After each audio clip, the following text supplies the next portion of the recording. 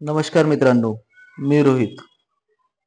आज पहिल्यांदा विधानसभेत मोठा निर्णय घेण्यात आलेला आहे. 78 वर्षानंतर तुकडीबंदी कायदा रद्द होणार आहे. आता 1 गुंठा जमीन सुद्धा खरेदी करता येणार आहे. अशाच नवनवीन व्हिडिओसाठी चॅनलला लाईक करा, सबस्क्राईब करा. चला तर मित्रांनो, बघूया आता विधानसभेत झालेलं संभाषण.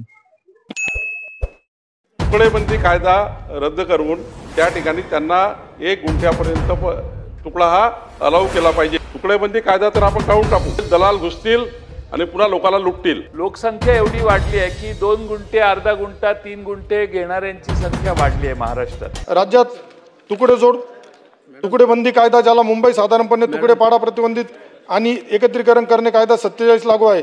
सदर कायद्याचे कलम 3 प्रमाणे शासनाने स्थानिक क्षेत्र म्हणून जिल्हा अहिल्यानगरमधील अहमदनगर, पारनेर, श्रीगोंदा, कर्जत, जामखेड, नेवासा, राहुरी, कोपरगाव, संगमनेर ही तालुके जाहीर केले. अहमदनगर, आत्ताचा अहिल्यानगर, कोपरगाव, श्रीरामपूर आणि संगमनेर यांचे नगरपालिका हद्दी वगळून आणि अहमदनगर, कोपरगाव, श्रीरामपूर, संगमनेर यांचे नगरपालिकेचे 2 मैलाचे परिसराखेरीज घोषित केले आहे. याबाबत शासन अधिसूचना क्रमांक कॉन 1054 दिनांक 29/10/56 शासनाने पारित केले आहे.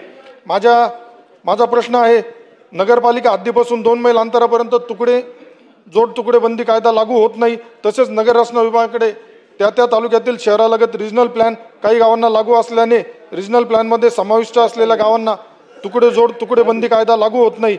याबाबत संबंधित अधिकाऱ्यांना या नियमबजावणीची अंमलबजावणी करता निर्देश देणार का? माझ्या मतदारसंघातील संगमनगर परिषदेच्या हद्दीलगत गुलेवाडी, गुंजाळवाडी, सुकेवाडी, कासारावाडी, समनापूर, संगमनेर खुर्द या गावामध्ये नागरीकरण मोठ्या प्रमाणात होत आहे.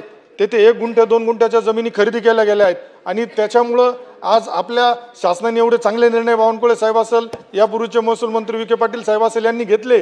परंतु या तुकड्याचा प्रश्न साहेब मोठा गंभीर झाला आहे. लोकांना आपल्या सरकारकडून खूप अपेक्षा आहेत आणि माझी आपल्याला विनंती होती का एक शहरालगत नगरपालिका हद्दीलगत जे काही गावं आहेत तर त्याबाबत 1 आणि 2 गुंठ्याच्या तुकड्याबाबत विचार करावा.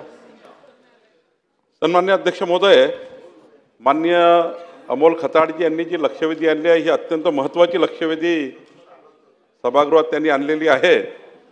आणि राज्यातील तुकडेबंदी कायदा जो आहे आणि हा कायदा, या कायद्याच्या कलम 3 प्रमाणे त्यांनी ज्या मागण्या केल्या आहे, अहिल्यानगरमध्ये अहमदनगर, पारनेर, श्रीगोंदा, कर्जत, जामखेड, शेवगाव, पाथर्डी आणि संपूर्णच जे शहरी क्षेत्र आहे नगर जिल्ह्यातलं, अहिल्यानगर जिल्ह्यातलं, या जिल्ह्यामध्ये MRTP कायदा, तुकडेबंदी कायदा या कायद्याअंतर्गत या कायद्यांचं पालन न करता या कायद्याचं उल्लंघन करून मोठ्या प्रमाणावर त्या ठिकाणी रहिवासी क्षेत्र तयार झालं, मोठ्या प्रमाणावर प्लॉटिंग झालं, अनधिकृत लेआउट झाले आणि मग आता त्याच्या रजिस्ट्री होत नाही.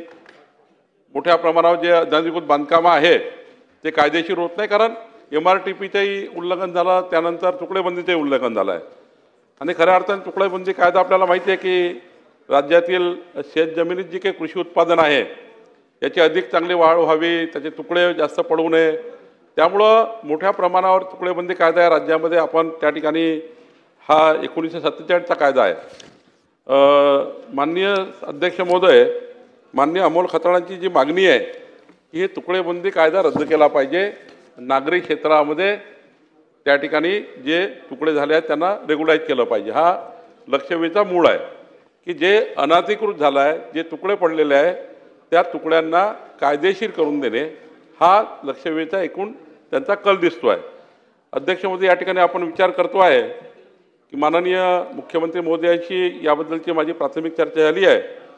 तर जे महानगरपालिका, नगरपालिका, नगरपंचायती ज्या हद्दी आहेत त्या हद्दीमध्ये आणि जे आपले PMRDA, NMRDA जे विशेष प्राधिकरण आपण तयार केले त्यामध्ये आणि ज्या ठिकाणी निवासी, वाणिज्य, औद्योगिक विकास होतो आहे त्या ठिकाणी काही अकृषिक भाग आपण केला त्या परिसरामध्ये आणि ज्या ठिकाणी MRTP ॲक्टप्रमाणे जे 200 मीटर क्षेत्र असतं, गावालगत 200 मीटरपर्यंत आपण अकृषिक वापर करता येतं.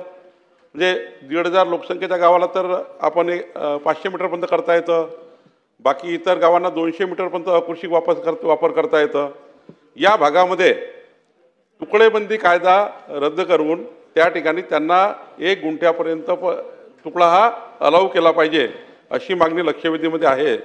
तर अध्यक्ष महोदय, आपण या ठिकाणी एक लवकरच नोटिफिकेशन काढतो आहे.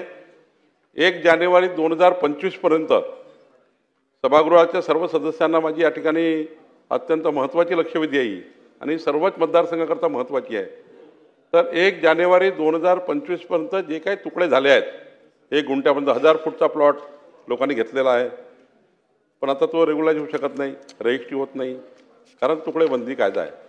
त्यामुळं आता नागरी भागामध्ये, नागरी क्षेत्रामध्ये 1 जानेवारी 2025 पर्यंत आपण या ठिकाणी या तुकडेबंदी कायदा शिथिल करून त्या ठिकाणी जेवढे काही आता ते झाले आहेत, पण हे करताना मात्र त्यांना त्या ठिकाणी जे लेआउटमध्ये रस्ते आहेत, त्या ठिकाणी काही जे त्या ठिकाणी UDCPR त्यांचे जे आहेत त्यांचाही विचार करून आपल्याला हे या ठिकाणी SOP तयार करावी लागेल. तुकडेबंदी कायदा तर आपण काढून टाकू अमोल खताळजी, पण याला एक SOP तयार करावी लागेल. जी SOP या ठिकाणी मी 15 दिवसामध्ये SOP तयार करतो आहे आणि त्याचे अधिकार क्षेत्र जे आहे मी या ठिकाणी आपले ACS महसूल, ACS UD 1 आणि जमाबंदी आयुक्त आणि IGR या चौघाची कमिटी करून केवळ तुकडेबंदी कायदा निरस्त केल्याने होणार नाही, पण या कमिटीने नेमका हा तुकडा जो झाला आहे त्या तुकड्याची रजिस्ट्री कशी होणार, त्या तुकड्याला कायदेशीर कसं करून घेणार, त्यांचे प्राधिकरण RL कसं देणार, सर्व करायला लागेल. नाही तर काय होईल, दलाल घुसतील आणि पुन्हा लोकांना लुटतील. त्यामुळं एक चांगली SOP तयार करू आणि पुढच्या 15 दिवसामध्ये, आता तर मी तुकडेबंदी कायदा माननीय मुख्यमंत्र्यांच्या अनुमतीने नोटिफिकेशन काढून कमी करून देईल, पण सोबतच एक SOP आपण या ठिकाणी देतो आहे, ज्यातनं या महाराष्ट्रातल्या 50 लाख, वडेट्टीवार साहेब, जयंत पाटील साहेब, 50 लाख परिवाराचा प्रश्न निर्माण झाला, 50 लक्ष परिवाराचा. त्यामुळे यामध्ये आपण जातो आहे समोर 1 जानेवारी 2025ला कट ऑफ डेट ठेवून, पण यानंतर मात्र UDCPR प्रमाणे जावं लागेल, नियोजन प्राधिकरणाच्या नियमानेच जावं लागेल. आता त्या ठिकाणी पुढच्या काळामध्ये हे असे अवैध बांधकामं, अवैध प्लॉटिंग हे नितीन राऊत साहेब रेग्युलराइज करता येणार नाही. पण 1 जानेवारी 25 पर्यंत जे आता तुमच्याही मतदारसंघात, सर्वच मतदारसंघात हे झालं आहे, त्यामुळं ही तुकडेबंदी कायदा या भागाकरता निरस्त करण्याचा विचार शासन करत आहे. त्यामुळं मागं जाऊन हा आपण चांगला निर्णय घेतात याच्याबद्दल मी पहिल्यांदा खरंच म्हणजे असा निर्णय, आता अनेक महसूल मंत्री चांगले होऊन गेले, पण तुम्ही खरंच जरा चांगला निर्णय घेतलेला आहे असं मला वाटतं. अध्यक्ष महोदय, या ठिकाणी मला एवढीच सूचना आहे की आपण सांगितलं की 1 जानेवारी कट ऑफ डेट ठेवतोय. खरं म्हणजे मग 1 जानेवारी नंतर तुकडेबंदी कायदा लागू होणार असा त्याचा अर्थ होतो. त्यामुळे माझी आपल्याला विनंती आहे की आपण जी कमिटी कराल त्या कमिटीने SOP 15 दिवसात डिक्लेअर केली पाहिजे.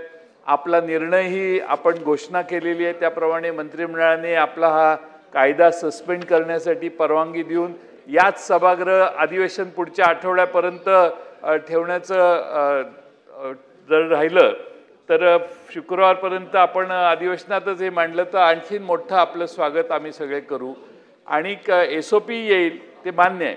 पण 1 जानेवारी नंतर आता काय झालंय, लोकसंख्या एवढी वाढली आहे की 2 गुंठे, अर्धा गुंठा, 3 गुंठे घेणाऱ्यांची संख्या वाढली आहे महाराष्ट्रात. नागरी वसाहतीत तर फार मोठं प्रमाण आहे. त्यामुळे तुकडेबंदीच्या आता टेक्नॉलॉजी एवढी पुढे गेलेली आहे की आपण चटकन सॅटेलाईटनेच सर्वे करतोय आता.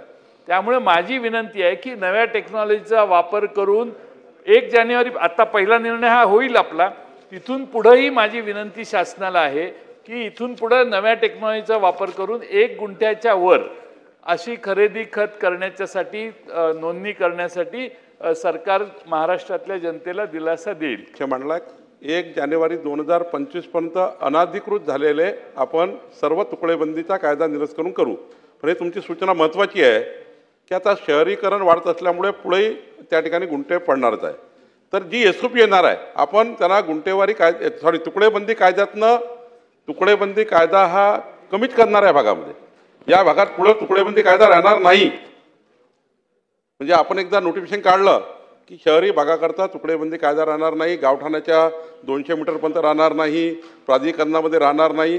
तो तुकडेबंदी कायदा जो आहे तो आपण रद्द करतोय. पण पुढच्या काळात SOP पाळावी लागेल. तुकडा झाला तरी तुकडेबंदी कायदा तर नसणार आहे, पण या SOPनेच पुढच्या काळात रेग्युलेशन करता येईल एवढंच या ठिकाणी सांगायचं.